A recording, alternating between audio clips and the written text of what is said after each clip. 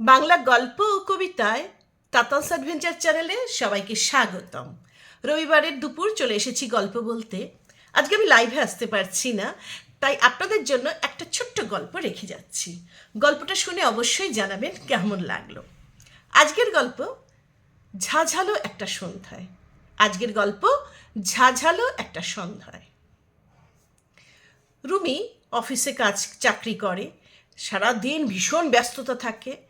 যদিও সেই ব্যস্ততার মধ্যে ওর মা বাবাকেও ঠিক ফোন করে খবরটা নিয়ে নেয় যে তারা কেমন আছে।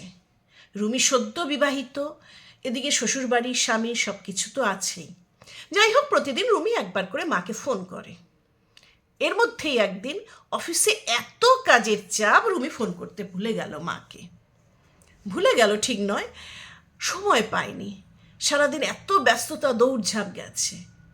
পরের দিন রুমি ভাবছিল যে মাকে ফোন করব। সকালবেলা ঘুম থেকে উঠেছে, অফিসে যাওয়ার জন্য রেডি হচ্ছে, এর মধ্যে এলো মার ফোন। রুমির মা ফোন করলো। রুমি বলল হ্যালো। রুমির মা বলল, কিরে, ব্যাপারটা কি? খুব যে ব্যস্ততা দেখছি।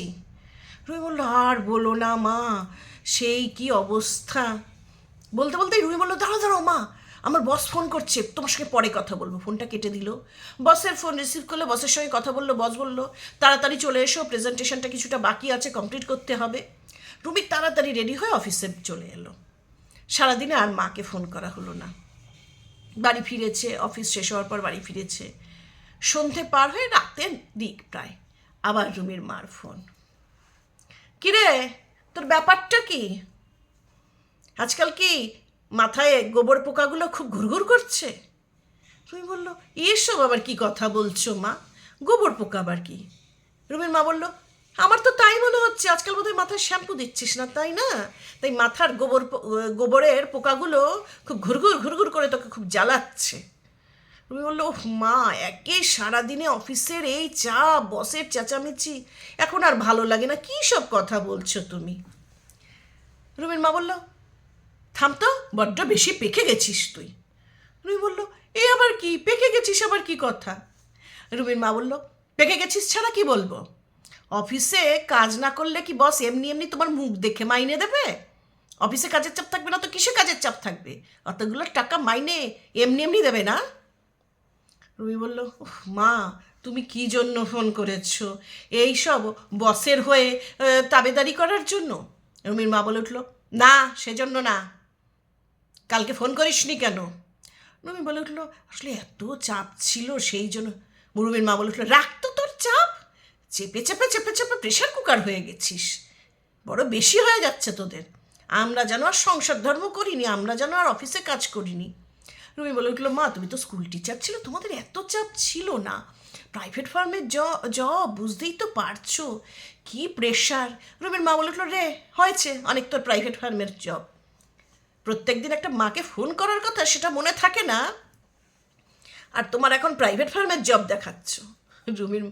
রুমির আর ভালো লাগছে না। দুদিন ধরে এমনিতেই অফিসের ভালো প্রেশার যাচ্ছে, বসের ধাতারি খেতে হয়েছে, তার মধ্যে মার আবার চেঁচামেচি। রুমি বলে উঠলো, তুমি কি আমাকে বকা দেওয়ার জন্যই আমাকে এভাবে ফোনটা করেছো? তাহলে থাক মা, আমি এখন কথা বলতে পারছি না, আমি এখন ভীষণ ক্লান্ত, আমি তোমার সাথে পরে কথা বলবো। রুমির মা তখন প্রচণ্ড রেগে গেলেন। কি, তুই আমাকে ক্লান্ত দেখাচ্ছিস? আমি স্কুল থেকে ফিরেও তোদের জন্য রান্না বান্না করেছি, খাইয়েছি, আর তোকে তো রান্নাই করতে হয় না, শাশুড়িই সব করে, তারপরেও তুই আমায় ক্লান্ত দেখাচ্ছিস? আর শোন, রোববার দিন ছুটি আছে, জামাইকে নিয়ে সোজা চলে আসবি, একটু পিঠে পায়েস করবো, তোরা দুজনে এসে খাবি। বললো, আচ্ছা ঠিক আছে মা, পিঠে পায়েসের জন্য বলছো বলে এইভাবে এত চেঁচামেচি করবে? রুমির মা বলল, তা চেঁচামেচি না করলে তোমার তো কাণ্ডজ্ঞান হয় না। মা যে চিন্তা করে, বাবা যে চিন্তা করে, সেটা কি মনে আছে? তোমার তো মনে থাকে না, কালকে তো একবার ফোনটা করতে পারতে। আরে যত রাতই হোক, জানিস তো আমরা তোর ফোনের আশায় থাকি, একবার ফোন করতে পারিস না তুই? রুমির মার চোখে জল এসে গেল। রুমি বলল, আচ্ছা আচ্ছা ঠিক আছে, যে ঝাঁঝ দিয়ে তুমি ফোন করা শুরু করেছিলে সেই ঝাঁঝ তো এখন উধাও, থাক থাক, আর চোখে নদী বয়ে দিও না, বইয়ে দিও না তুমি, ছাড়ো। ঠিক আছে, রোববার দিন জামাইকে নিয়ে চলে যাচ্ছি, ভুল হয়ে গেছে মা, কালকে ঠিক আমি তোমায় অফিস থেকে ফিরে ফোন করব, আর এত ঝাঁঝ দেখিও না মা। রুমির মা বললো আচ্ছা ঠিক আছে। রুমির মা ফোন রাখলো, রুমিও ফোন রাখলো। মনে মনে ভাবলো রুমি, সত্যিই তো মা বাবাকে তো ফোনটা করা উচিত ছিল। এই হলো আজকের গল্প, ঝাঝালো একটা সন্ধ্যায়। কেমন লাগলো? হচ্ছে ছোট্ট একটা গল্প বলে গেলাম সবাইকে।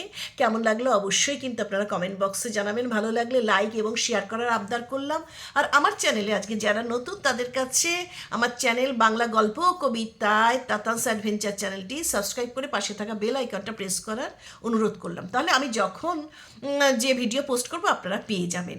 পরের রোববার আবার আপনাদের সাথে দেখা হবে দুপুর 3টেয় লাইভে। আসবো একটা অন্যরকম গল্প নিয়ে। আজকের মতো টাটা।